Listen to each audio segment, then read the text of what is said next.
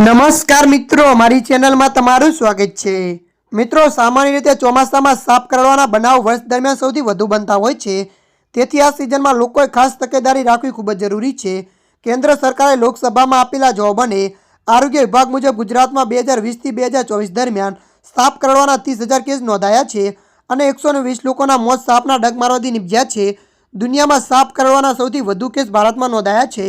દેશમાં વર્ષ સરેરાશ 50,000 મોત માત્ર સાપ કરડવાથી થાય છે, ત્યારે ગુજરાતમાં પણ 5 વર્ષમાં સાપ કરડવાના 30,000 કેસ હોવાના ચોંકાવનારા આંકડા સામે આવ્યા છે, જેમાં 120 લોકોએ જીવ પણ ગુમાવ્યા છે।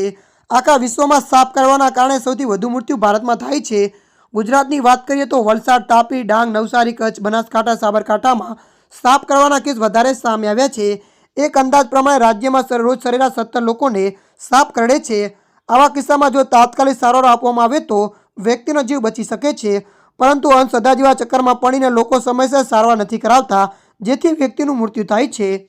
ત્યારે મિત્રો, હાલ માટે આટલું। મળીશું નવી અપડેટ સાથે। જો તમને અમારો વિડીયો પસંદ આવે, લાઇક, શેર અને સબસ્ક્રાઇબ કરી નાખજો। ધન્યવાદ।